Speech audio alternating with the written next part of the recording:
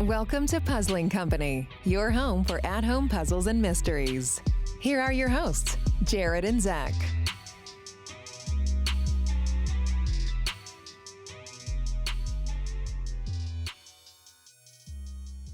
Welcome back to Puzzling Company here in the Deadbolt Mystery Society studio. We are super excited to have you all listening today. Zach, you are back from vacation. I am, yes. Are you rested, relaxed, invigorated for our summer leg of living? Oh, yeah. No, it was nice. I got to hang out with all my family, my dad's side of the family. I got to go rock climbing. It was a good time. It was just a time to go relax, chill, and separate myself from everything. So I know you went to DC. Yeah. Did you do, what do you like to do? I've been there a couple times. Do you like to do historical stuff? Just hang out? What's your vibe when you're in DC?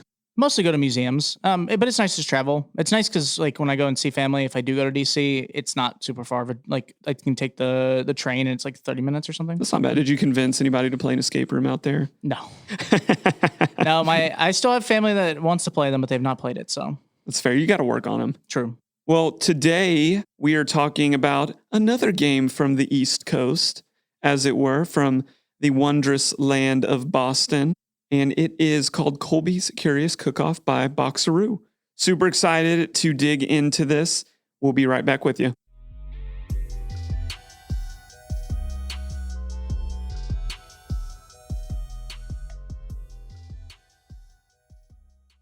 Hey, I just got back from the mail. Looks like we've got a new game to play. Oh, really? What is it? It's the new Escape the Crate game. Oh, I've been excited about this one. I'm personally a little confused. Okay. The title on the box just says Who'd Unit. Okay, can you spell that? WHODUNIT. Oh, it's Whodunit, Jared. Yeah, in the new Escape the Crate game, it's the Escape Whodunit. It's like a classic murder mystery, but with a twist ending. I mean, agree to disagree on pronunciation. And by the way, it's twist, not twist. Okay. But what you can do is go over to escape-the-crate.com and use code PuzzlingCo, Puzzling CO, all one word, and you'll get 25% off your first subscription order or any single retired box that they have. It is that time, Zach, where we review the game. Mm-hmm. Where do we review the game? Well, we review it here in the Deadbolt Mystery Society studio. Just a shout out to Deadbolt games. They're very different from what we're covering today. Deadbolt are usually single play boxes. Today, what we're covering for Colby's Curious Cookoff, this is a long adventure in the puzzle hunt format. Zach, tell us a little bit more about what we can, or a player can expect from diving into Colby's Curious Cookoff. Yeah, you're presented with this fun narrative of Colby going to try to enter into this cook-off, and it's kind of his journey of his story of how he started as a cook, kind of going to his application of trying to get into the cook-off itself, the big competition. And it involves a bunch of kind of puzzle hunty puzzles that you can interact with through the website using actual interactive elements with pictures and items, or doing mostly styles of wordy style puzzles where you must read them and try to figure out kind of the connections, stuff like that. Yeah, it's really great. It's all web-based, and it is a pay-as-you-want type of situation. So if you want to just play this game for free, that is acceptable. There is a recommended amount of money that you can pay, or you can pay $1 million for this thing, and I'm sure our friends at Boxaroo wouldn't mind that one bit. Yeah. But we want to dig in to this game, talk about what we liked, where we felt there was some room for improvements. And as of the recording of this, Zach and I are still playing this game. We have played, with Zach going on vacation and the many long games that we have played back to back to back, I think it's safe to say that we will finish this journey, but not as of yet. I mean, we made it 80 or 90% of the way to the game. We're almost done. It's been crazy, but we got a lot done during the time I was on vacation. I'm excited to see how it finishes off, and maybe that will change our opinion a little bit as we finish it. But really, as similar to last week, I don't have a lot bad to say about this game, Zach. No. The word that comes to my mind for our experience thus far is clever. Yeah. On so many different levels, this game is so well put together and clever. When I say that, what do you think of? I mean, there's just a really bunch of clever puzzles that like they're all kind of different, but like the humor of it, but then also the writing and how specifically the ward style puzzles work with the cleverness. Like it's kind of just like there's funny moments where you just realize what it's trying to present to you in a clever way, or you have these. I think the humor is kind of there. There's some pretty good puzzles that it just requires you to make the connection in the kind of the wording of the puzzle and then the actual solution. And it's pretty hilarious to make that connection. I'm also thinking of it from like just like a web design. They do such a good job of making this so engaging and immersive with, I could say just a web page. Yeah. Right. But there's some sound elements. There are some visual elements.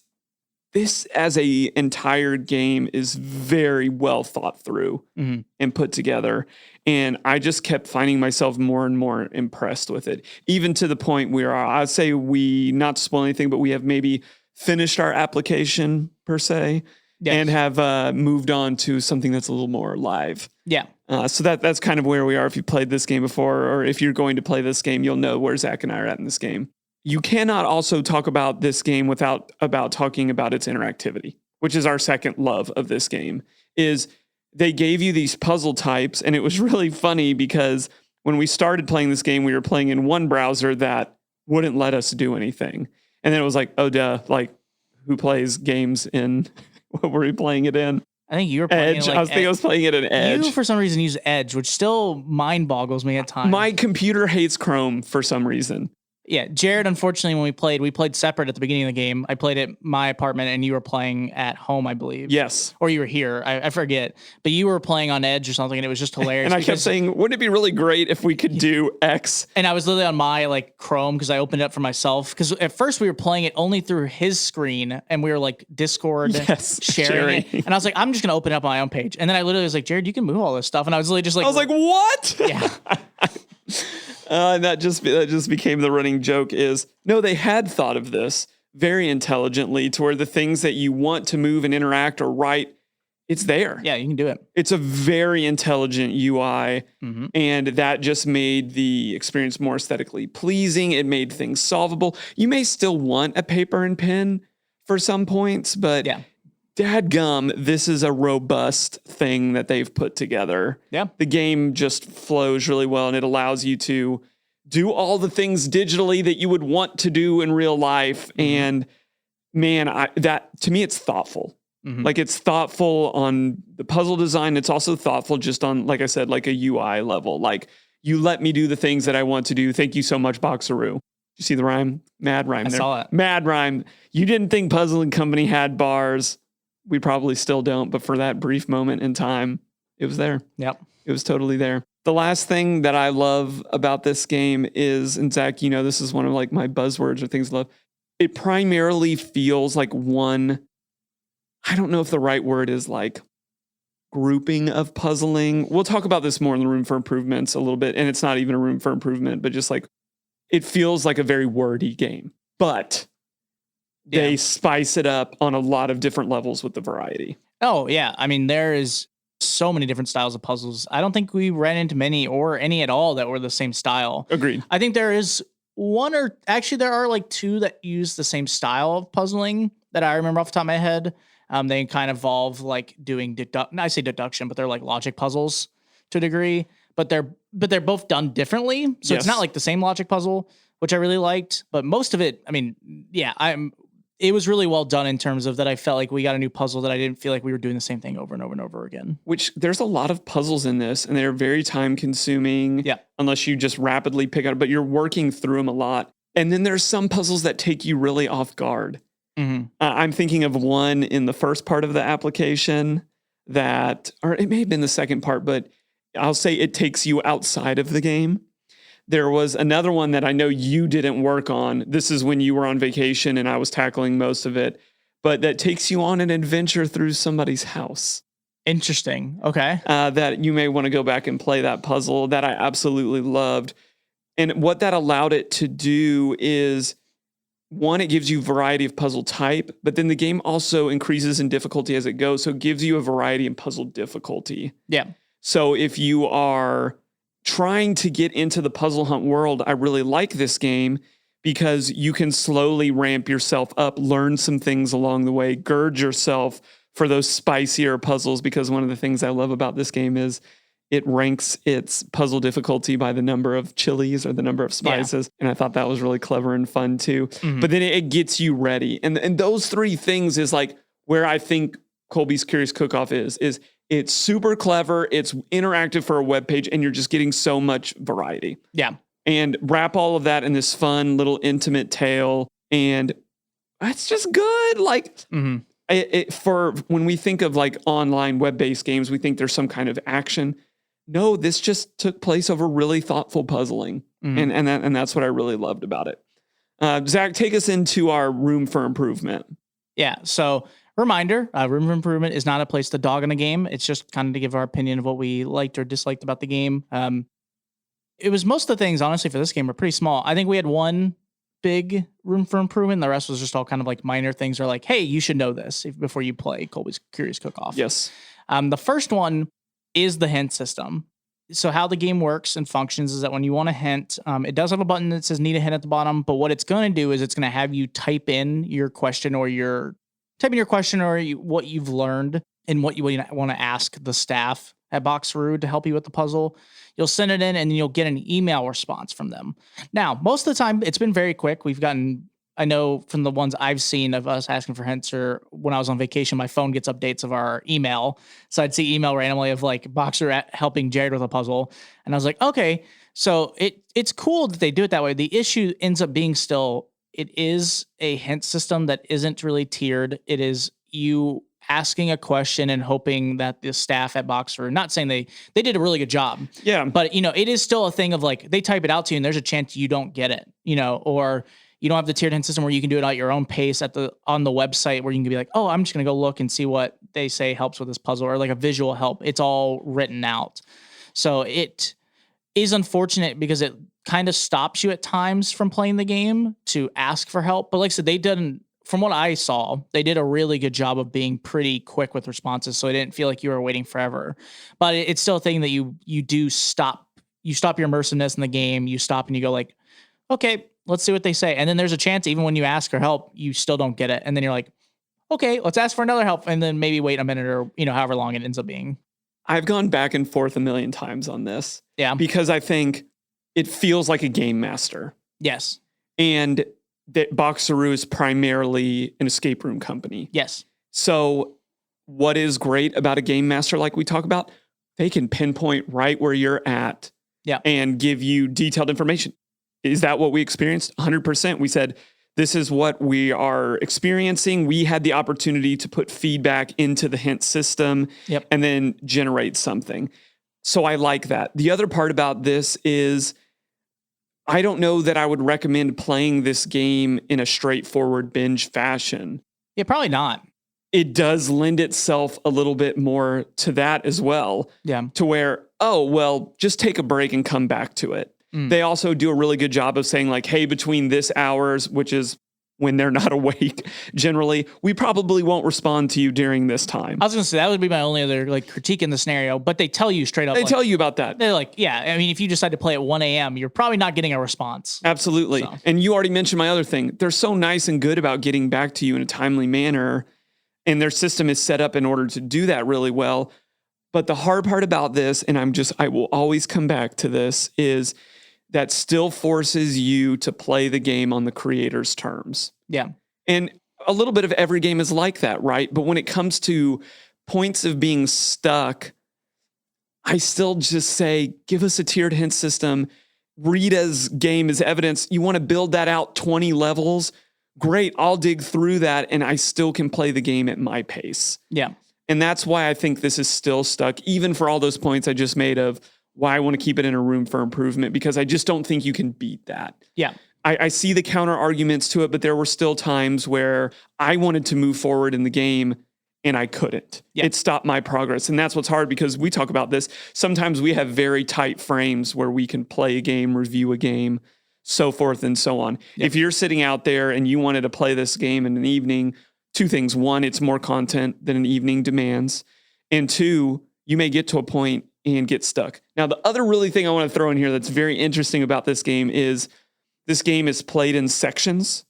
And the way that if you can't get the meta answer, which we did experience that, it'll say, hey, well, it'll unlock automatically in 24 hours. And it was really clever because they had a prompt for if you didn't solve the meta and wanted to move on, and a prompt if you did. So I thought that was really clever too. But I cannot let go of let a player play the game that they want to play. Same thing in an escape room. If they want to buzz you every 5 seconds and ask for a hint, they may not get the most enjoyment out of that, but let's give the player what they want. Yeah. And that's just how I feel. I haven't experienced the game yet that's made me change my opinion on that. Maybe it will one day.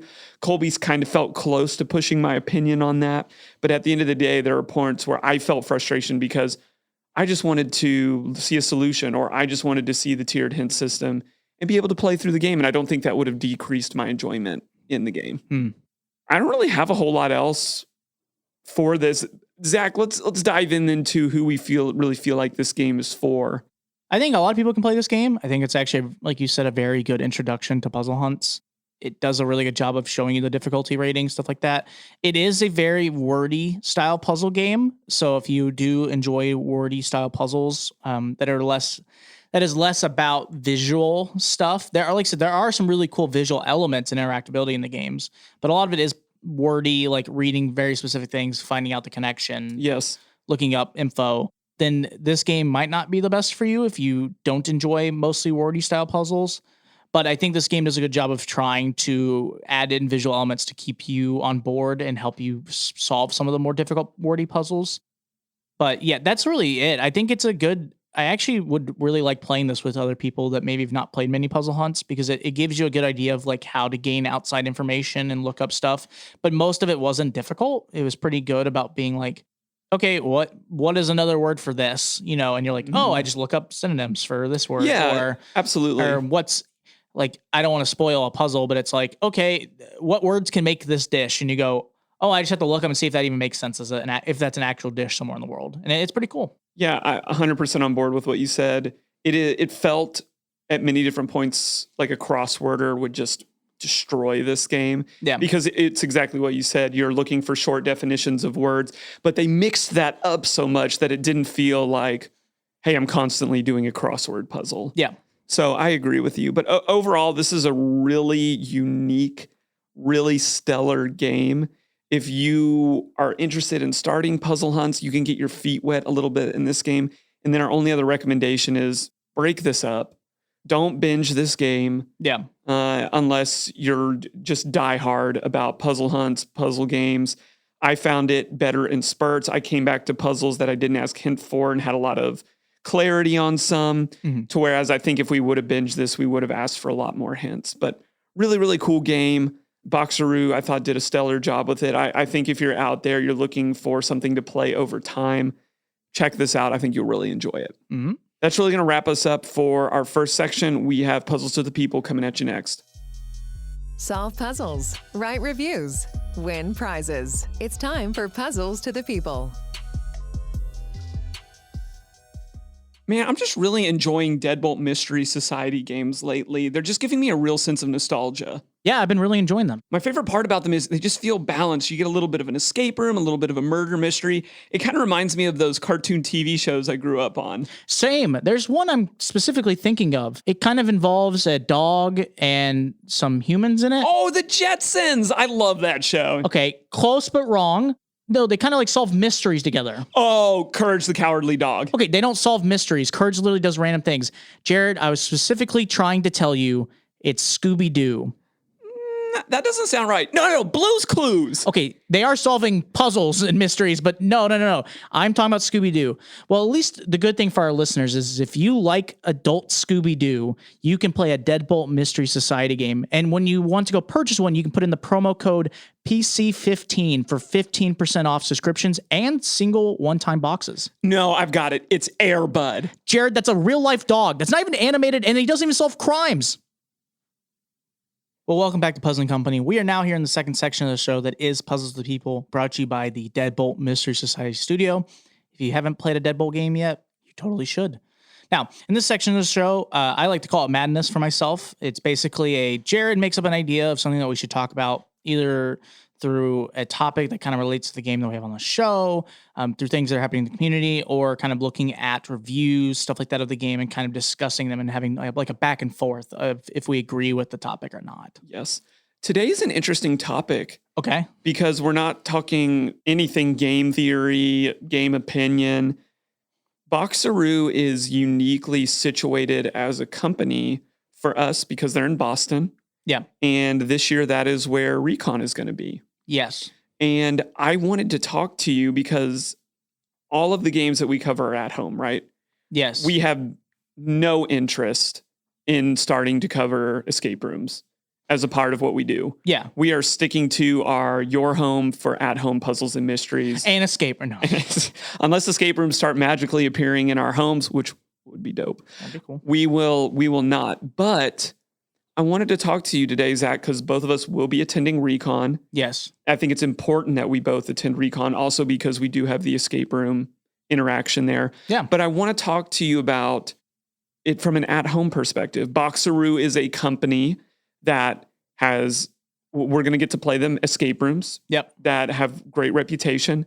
And then they have a game like this that kind of draws them into the at-home. But for us, why do we think it's important that at-home people try to come to Recon? Like, it feels like that made a lot of sense years 1 and 2 when Recon was exclusively digital, but they have made a decision this year to make it exclusively in person. Yes.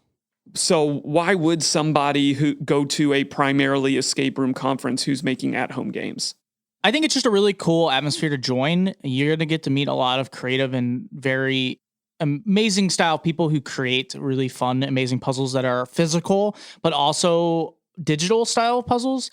I think it's an area to get to interact with the community and see other amazing creators and kind of discuss things. And I think it's just a good place for the community. Like it lets you explore a lot of things, gain more information about things that are going on, topics that maybe you don't have the most information about.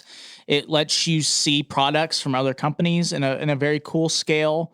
I think there's a lot of really good talks and different panels that they do that you get to kind of hear from some really talented people in the industry and kind of learn and gain more knowledge about that subject. And then I think getting to play cool puzzles and stuff, if it's at home or if it's in like real life in terms of like escape rooms, I think it's just really fun. It gives you something to kind of bounce around in terms of ideas and be like, oh, well, I've been thinking about this, in kind of style puzzle I want to do for an escape room or for an at-home game. And, I know Boxaroo does a really good job with this style thing. It'd be interesting what they do in a room or get to talk to them there if they're there and discuss kind of topics. Absolutely. Here's the biggest thing for me is what it happened in the first 2 years is it made sense, I think, for a lot of owners and players because it wasn't cost prohibitive. You could do it and you were getting to still see world-class people from sitting at your home or business. Yeah. But what I have learned, I think what you have learned from the past 2 years of the pandemic is that we were not all at our relational best during the pandemic. Yeah. Is what we were craving was the ability to see each other, to shake a hand, to give a hug, to play a game in person. That is important.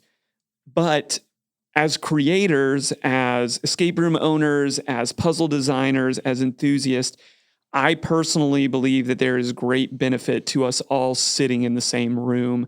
And whether that's talking about the things that we love to talk about on this podcast, or to learn from someone that maybe knows more or differently than us, that is important. The other thing is I think there's just so much benefit in the after hours of what's going to be happening at Recon, of playing more games or sitting at the bar and talking through things.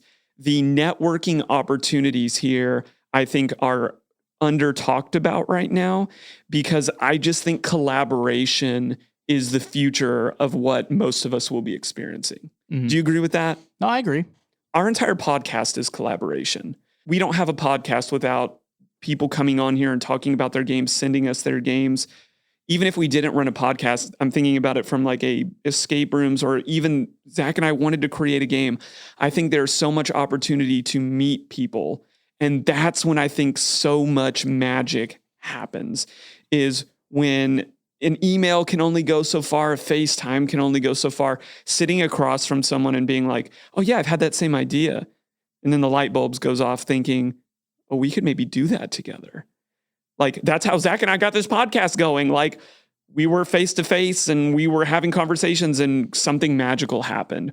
So Zach, I'll throw this question to you. What are you hoping to gain from Recon? I mostly am looking for the connections. I mean, it is networking. I'm not looking for a lot it'd be really cool to acquire maybe more networking in terms of like the podcast, stuff like that. But for me, I just really enjoy I'm very extroverted, especially when it's with people I like.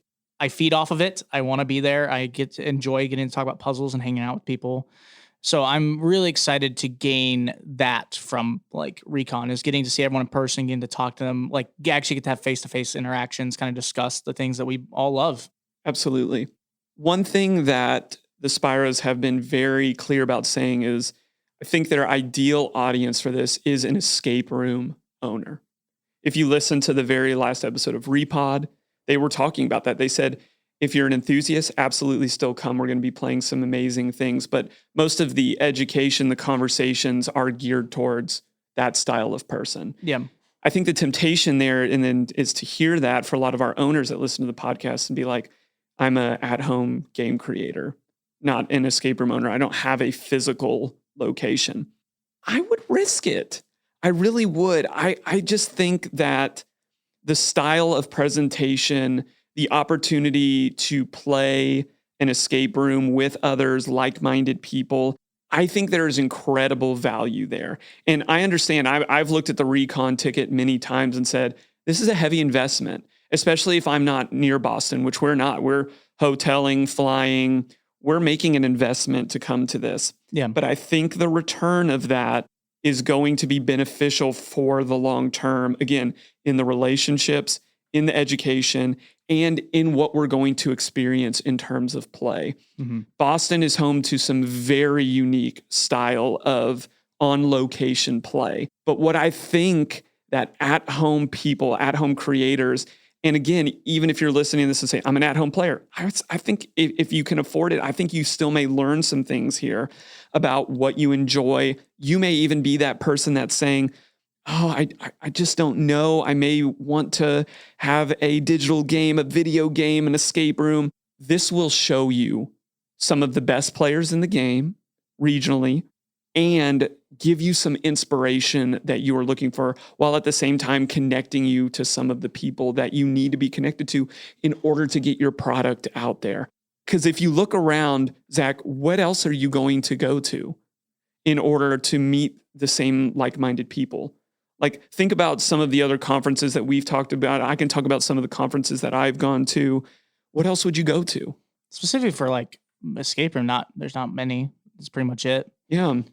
And the level of intentionality that I'm seeing as we're moving towards this, I think is really cool. Now, the only caveat that I will give is from a vendor standpoint. I think it made a lot more sense the past 2 years to be a vendor.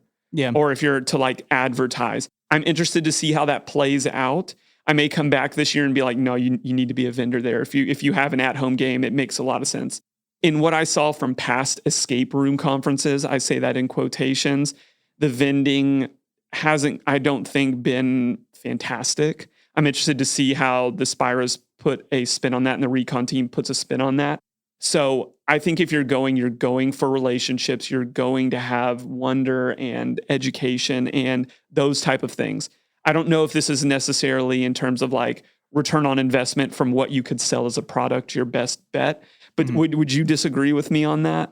I just don't know. I'm very intrigued to see what they do with the vendor style for the Recon event, because I mean it could be worth it and it could not be at all. And I've only had one other experience with a convention that was escape room, which was Recon's last year online. For online, I thought it was pretty good, but it wasn't anything crazy. I didn't, like for me personally, in my point of view, I didn't look too much into it. And I know some people did and they liked it, but I feel like in an in-person event, especially for like at-home creators doing vendoring, it's right. It might be like it's worth trying maybe, but I mean, like you said, I think it's probably a caveat. I wouldn't recommend it unless we come back and we're like, oh, you totally should do it. It was totally worth it.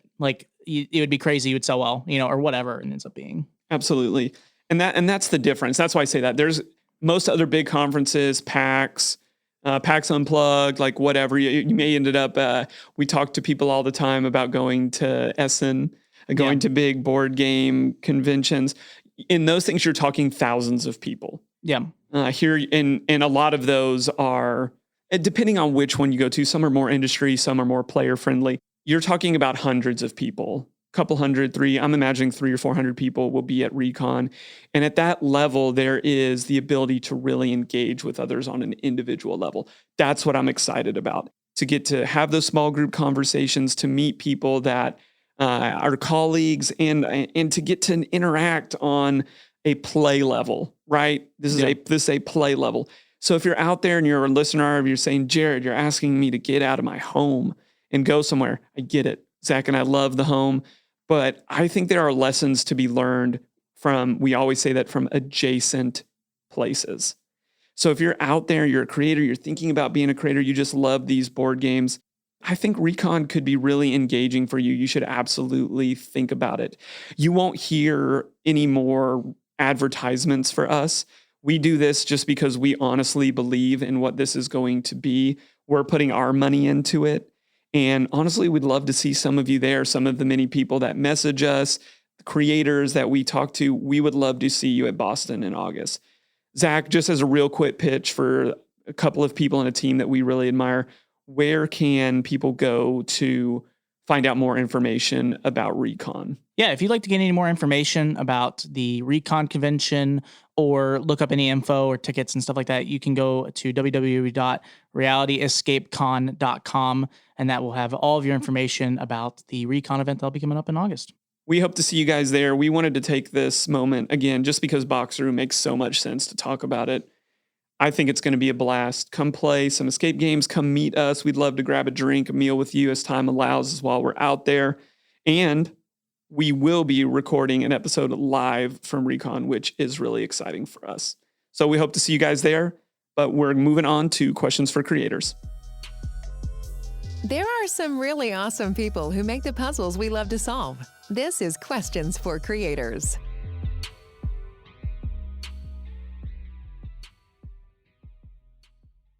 Hey everyone, Jared here. And if you've listened to the podcast for any amount of time, you know that Zach and I love to test our skills as private investigators. We've done this for local police departments, federal agencies, and we always seem to catch our bad guy. But one of our favorite companies to do that with is Unsolved Case Files. They have a really great product.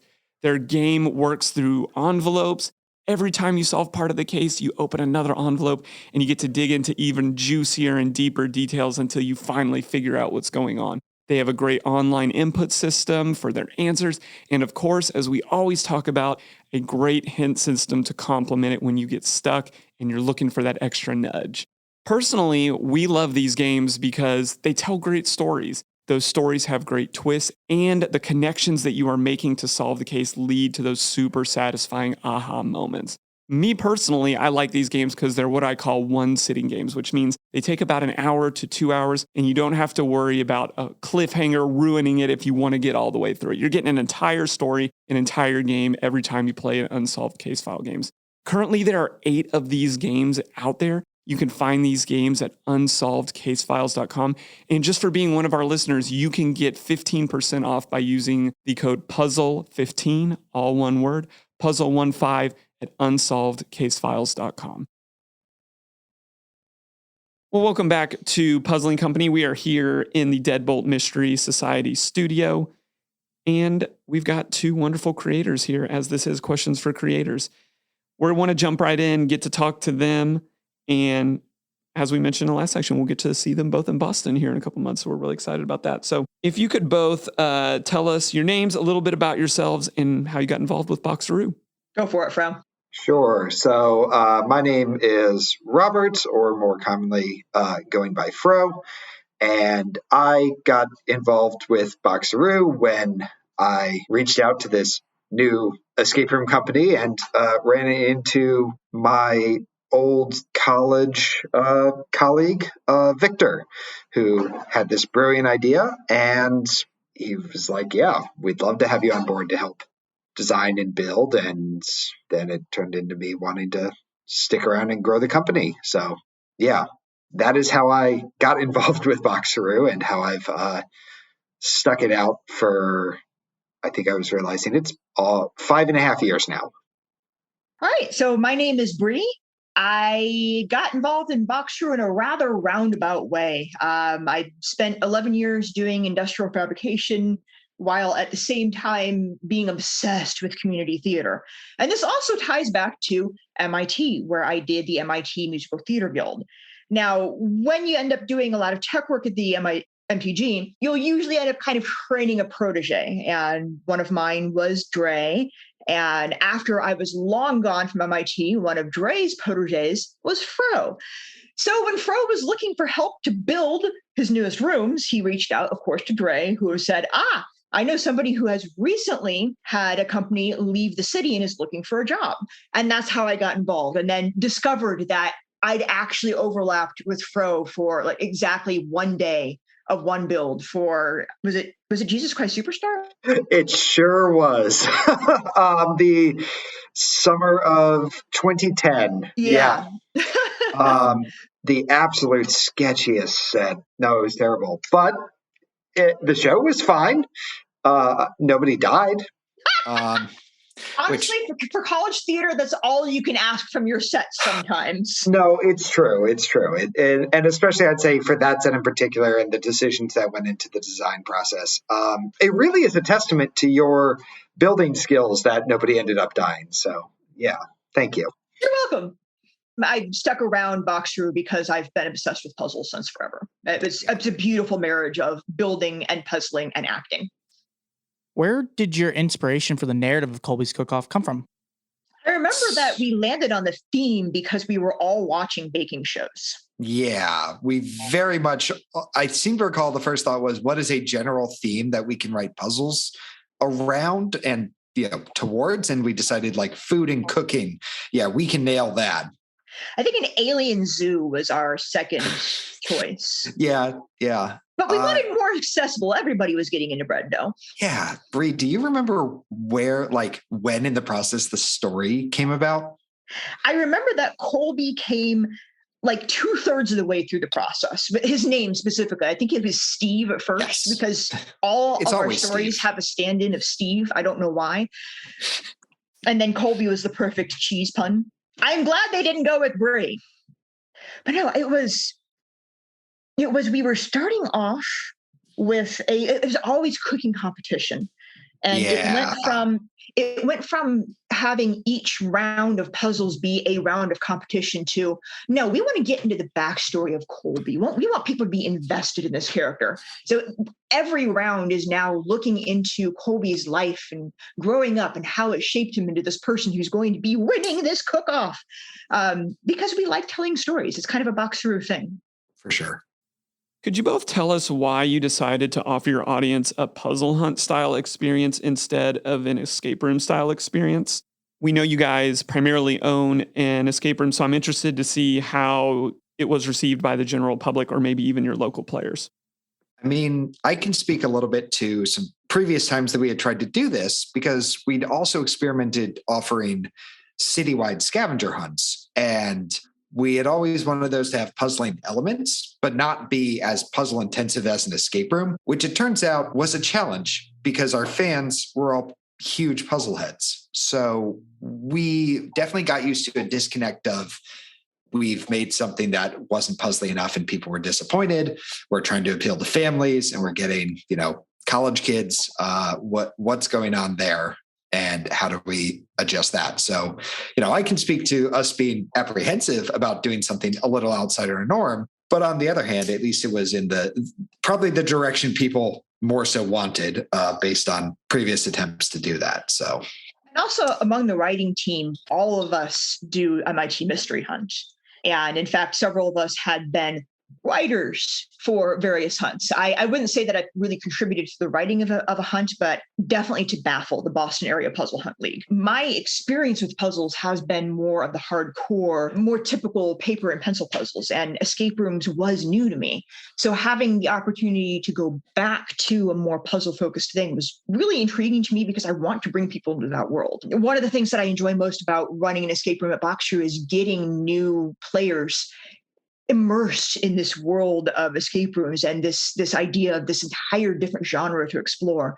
Well, what can we do to get now our escape room people and introduce them to our other obsession of these more online, more puzzle heavy, still completely different way of thinking and looking at the worlds from more typical, say, crossword puzzles. And so that's why we went with there. A lot of other companies we saw and we sat down and we saw the people were doing we'll strap a GoPro to a person and have them in the room and you are controlling an avatar. We thought, no, that doesn't really work especially with our rooms, which are so teamwork based.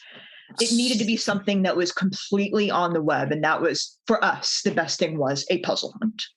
So most games that we cover on the show, you have to pay to play it. Yet for this game, you all offer a payment system where you don't even have to pay to play the game.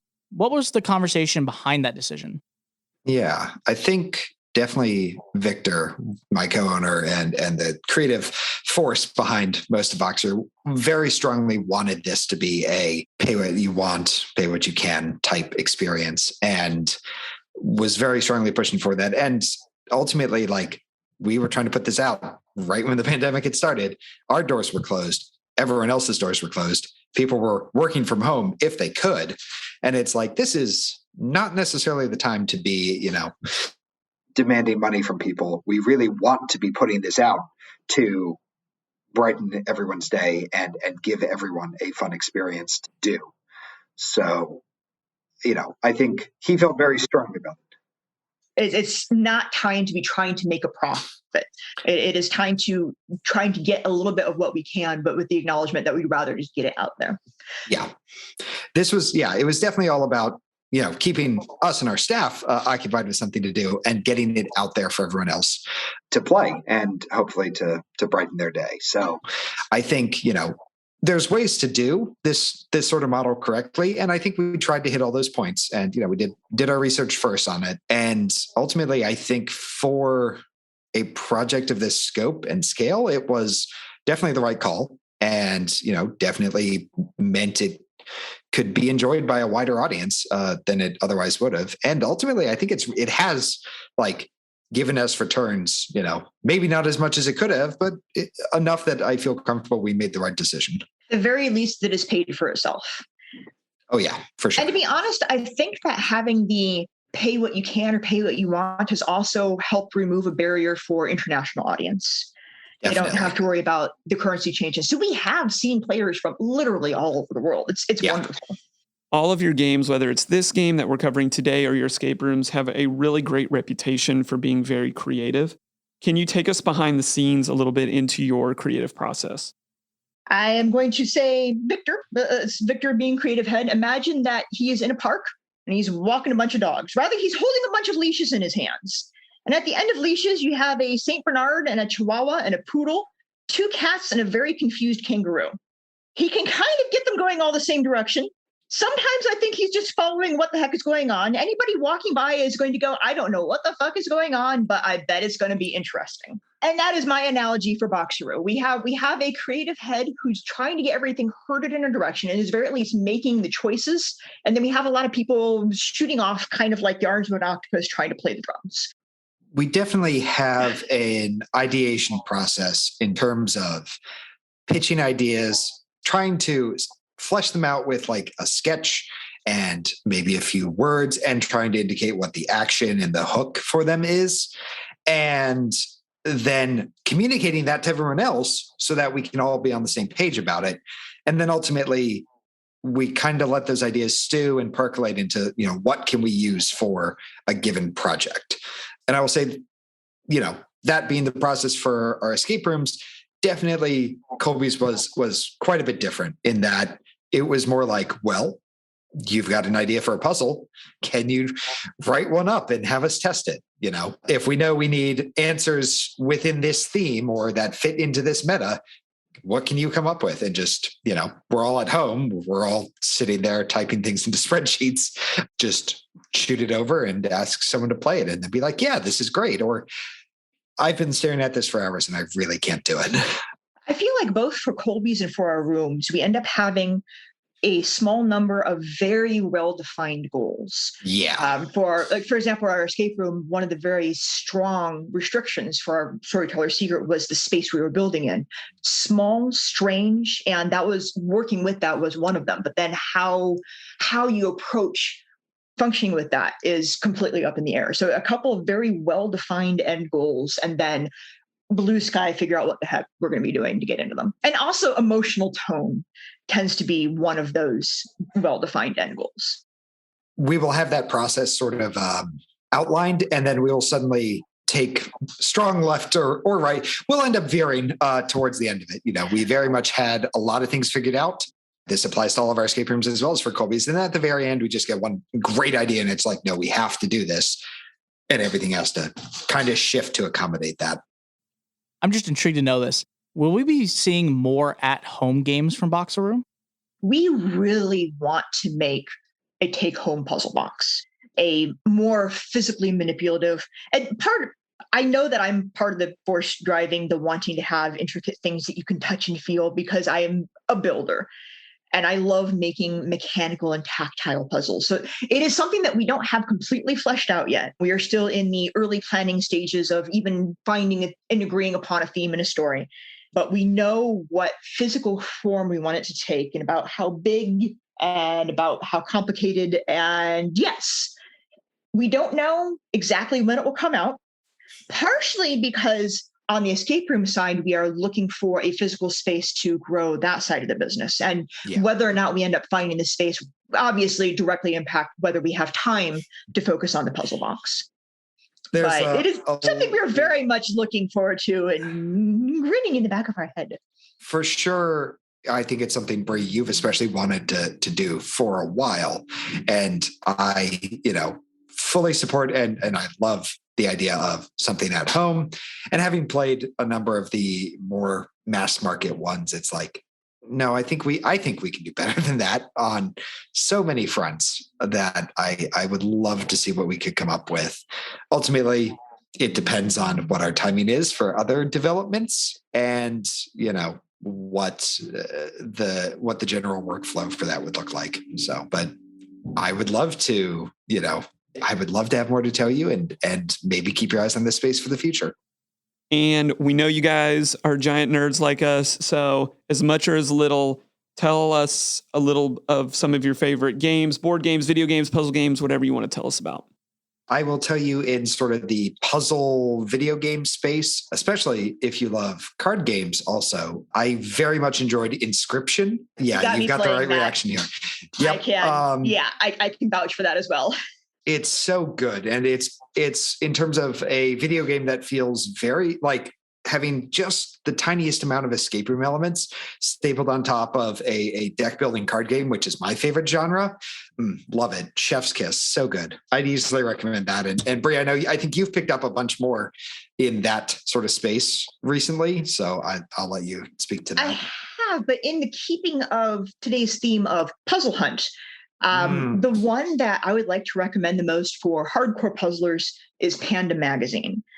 This is Panda, Puzzle and Answer, P&A, Panda. It comes about once every 2 months, and there are a whole bunch of kind of warm-up puzzles and then a puzzle extravaganza that is on the level of MIT Mystery Hunt in terms of wide-ranging subjects and interesting ways to extract, and incredibly well written, elegant most often. I would like to shout out because it's something that I go when I am in a bad headspace, I will go and print out an old issue and just lose myself in puzzles. Definitely not for beginners, but definitely beautiful for those of us who enjoy puzzles. There are I've done a few of those, especially the more puzzle boat extravaganza ones. And it's like, oh yeah, these are definitely like diving in at the deep end, but if you love interesting, unique, cool puzzles and a great experience for it, yeah, it's fantastic. Do it in a group. Yeah, it's just like an escape room. It helps to bring your smarter friends with you to do it. Yeah. I was actually just talking with somebody about Outer Wilds, the video game, and just the exploration aspect. It is a computer-based game. You are an alien whose race has recently discovered how to go off planet, and you are exploring and trying to figure out what happened to the civilization that came before yours. And I don't want to go too much into spoilers beyond that because it takes emotional twists and turns from a very simple standpoint. And the physics is wonderful, and you die a lot.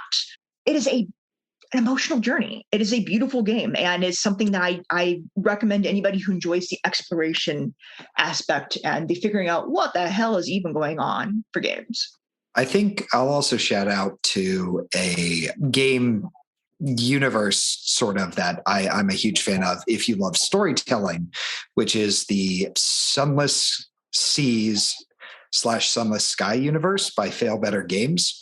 The two main games are Sunless Sea and Sunless Sky, both pretty fantastic. It's Victorian era London, except London has fallen below the surface of the earth and you exist in an underground cavern. And a lot of weird things exist in this parallel sort of universe. But the thing with it to me is the extremely compelling world building and storytelling and narrative design for it's nominally a roguelike, but really it's a bit more like you're going through and just experiencing different story elements. Visual novel-esque, maybe, sort of. It's a fantastic universe. It's a fantastic storyline. It's really, really cool and exciting. And I, love all the things they come up with for that. Just thank you very much for having us. I've gotten to listen to a couple of your podcasts now and might have a new obsession of things to keep on in the background while I'm doing work. So thank you for that. Thank you for introducing me to that. It's been a pleasure talking with you and, getting to hear more about your side of things, and definitely looking forward to meeting you at Recon this year. Very excited for that. Bree, Fro, thank you so much thank for you. coming on. Super excited to see you guys in Boston in a couple of months, and best until then preparing to be one of the host escape room locations. If you're interested in finding out more about Colby's Curious Cookoff or their escape rooms, just search Boxaroo. I believe it's Boxaroo.com, Boxaroo.com. If you've played Colby's Curious Cookoff, the best way that you can support them is by actually paying for the game. Highly recommend that you do that. But you can also leave them a review, find out where you can do that on their website, show a lot of love. We like to show a lot of love to this company because we really enjoy their content. Zach, as always, how can people help us out the same way we're asking them to help out our creators out? Yeah, there's multiple different things you can do to support Puzzling Company. The first is you can go support us on Patreon. We have 3 different tiers that you can join at there. It's a really cool place. You get to get episodes early. You get to play some of the games with us online digitally. We send you access to some of those games. It's just a really cool place to be able to interact and get to hang out with you guys and talk about all the games we get to play. You can also follow us on social media at Puzzling Company on Facebook and on Instagram. And wherever you listen to this podcast, if that's iTunes, Stitcher, Google, Spotify, wherever it is, you can go there and leave us a 5-star review. We'd super appreciate it. Boom. Zach, I'm so excited about next week. Yeah. Do you know what we're playing next week? Yeah, we're playing the new We Were Here Forever. Yes, super excited. This is a larger game studio that puts out one of our favorite video game series, Split Experience. Zach and I have played all of the other ones. We were super excited that the creators decided to come on the show. This game has just released. Yes. And we're very excited to talk to them. Just a shout out again to our Patreon. All of our Patreon players will get to play one of the We Were Here games for free. Mm-hmm. So think about joining our Patreon. You're getting some dope stuff as a part of that. Yep. But we will see you all next week. For Jared and Zach, this has been Puzzling Company. See you guys. Thanks for listening. Find us on social media at Puzzling Company and online at puzzlingcompany.com. Check back weekly for new episodes. Until next time, keep puzzling. This has been Rogue Media Network Podcast.